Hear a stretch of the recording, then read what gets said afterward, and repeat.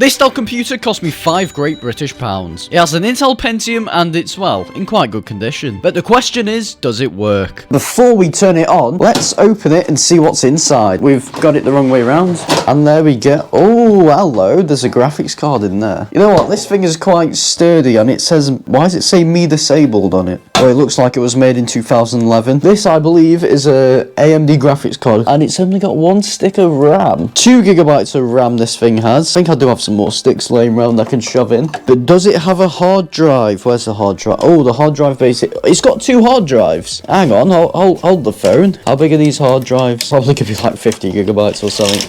This one is 256 gigabytes, and this one is, yeah, 250. My guess is these two have been running RAID 0, so they're a bit quicker. Probably not. Let's slide these back in, shove these connectors on, and now let's see if it works. Oh, why does it sound like that? Oh, let's turn this off. Hang on, let's see if we can get it to make the noise again. GPU is a bit loud, but does the CD drive work? Right, we're ready. This is gonna bonk the camera if it works. Oh wait, what's this?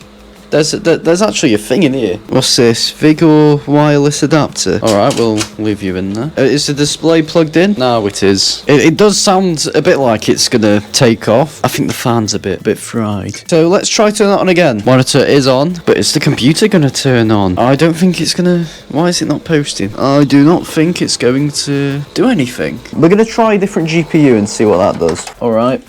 That just pulls out and then take you off. Oh, there we go, like that. We can then shove this display connector on. Alright, 3, 2, 1, on. That's a lot quieter than that other GPU. Is it going to post? Why is it not posting? At least do something. You know what, we could have a fried motherboard on this thing actually. 24 degrees. Alright, let's see if it heats up. Yes, alright, so the GPU's heating up. Unless the issue is with the RAM, let's disconnect the RAM and see if it does anything. Right, yeah, so it does the same thing without any RAM in. Let's try slotting some new sticks in and see if it does anything. We can shove the RAM in whilst the power supply's on, can't we? Yeah. Right, 3, 2, 1, on. Now we should post, please. Maybe? You're gonna turn on? I'm gonna shove this monitor out the way and we're gonna use that one and see if it boots. So we now have the very reliable but very reflective monitor. So let's shove the cable into the graphics card. So it's now on. No power going to the keyboard. So, alright, let's turn it off. We might actually have a fault with this one. I think the motherboard's a bit fried. Yeah, alright, so let's disconnect the power supply. Let's add some more RAM. If this won't fix it, I don't know what will. Alright, so the RAM clicked in. We should now have 6 gigabytes of RAM in total. Let's see if it turns on. If we just post and then we'll be fine. Please? Are we going to display something? Just show something, please. I think for the first time we have actually brought a broken computer. That chip's getting hot. How hot's that? 34 degrees. 38.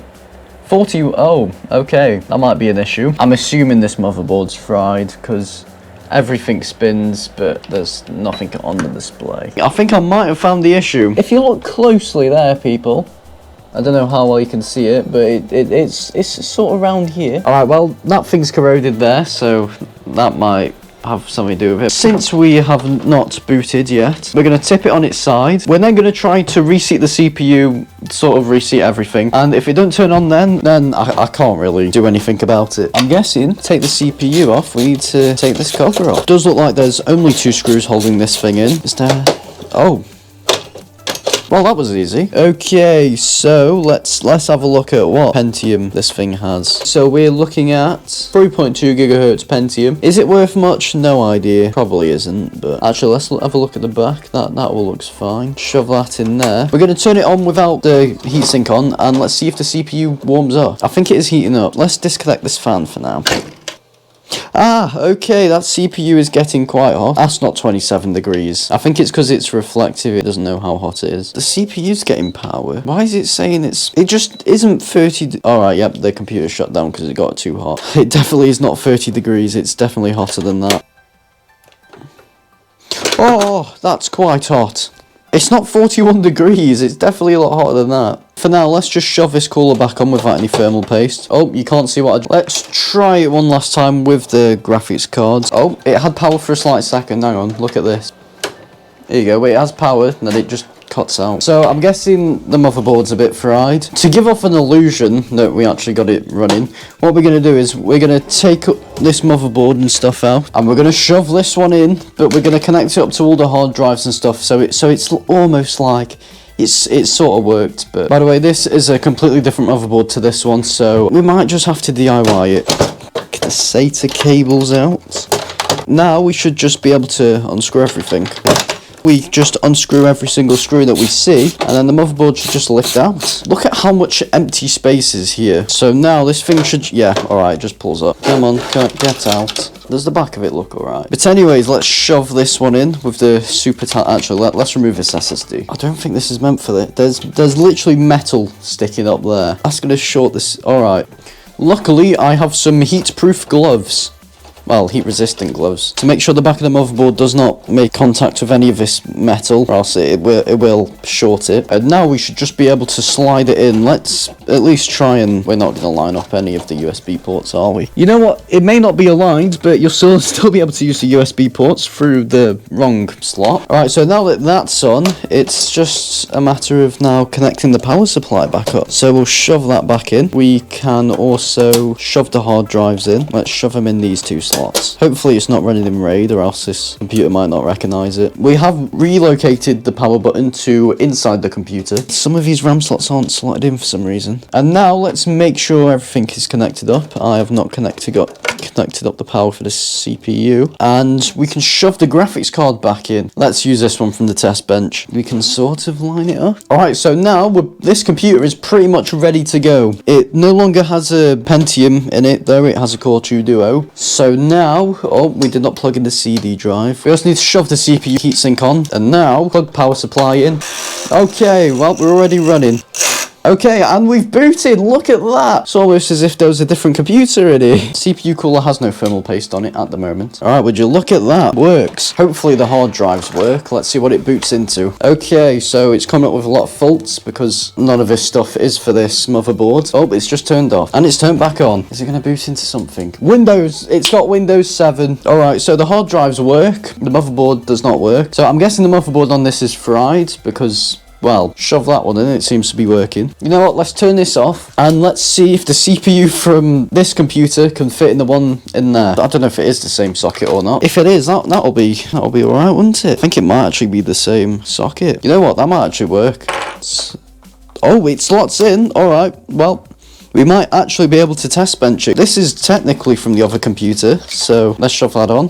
Oh, trying to eat its own cable. Is it going to boot? It boots. Alright, so we now have a Pentium in there. Right, yeah, if that CPU works in there, well, the motherboard on the other one is a bit fried. So now we know that that works, let's turn this machine off. Let's then remove this graphics card, and then install the one that would have came with this computer that has the really loud fan. Slot in. Are you in? I think that's in. Alright, so since the DIY gloves, I'm not able to push this down because the graphics card is a bit higher than usual. So now let's shove this display in and see if the graphics card works. Alright, so on. Graphics card works. Oh yeah, that's a lot quieter. I mean, if you have a look, the fan isn't spinning as fast as it was before. Okay, so I just shoved this SSD in, which was off the test bench, and it turns out Windows 7 is in one disk and the other one is empty. So now that we know it's a motherboard issue, what we're going to do is, I mean, I don't know if you can see that, but it looks like there's some sort of compost all over it, so it might have been sitting at a garden centre. So we're going to rinse off the motherboard with a bit of water. We're going to get a brush, we're just going to start brushing it out, and then we're going to put it in the oven, because that should resolder any bad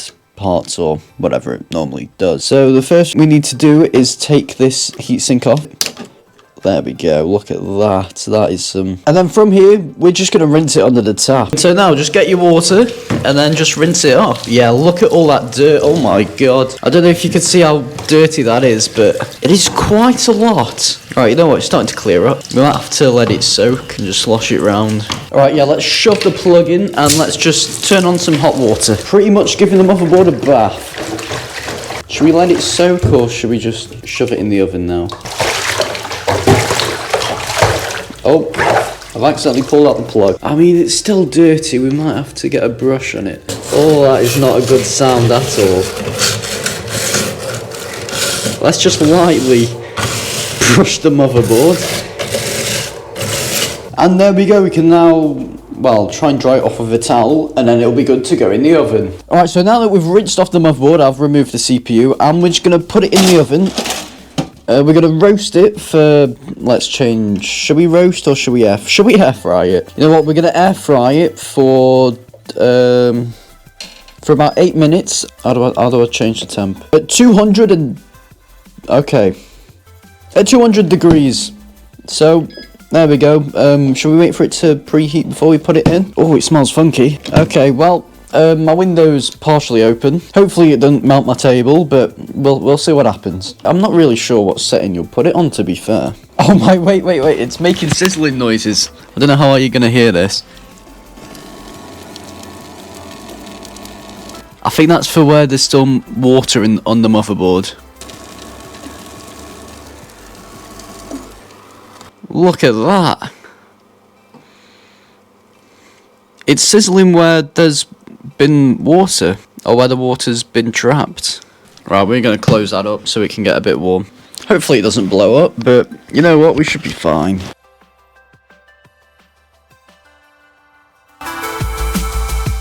Right, so the motherboard's just been finished cooking. I've left it sit for about a couple of minutes now, so it's no longer extremely hot. It's just a bit warm. So now what we're going to do is we're going to pull this motherboard out. I've just cut all my fingers. Oh, alright, yeah, make sure to disconnect everything. There we go. Now we can take this out. Take these gloves out.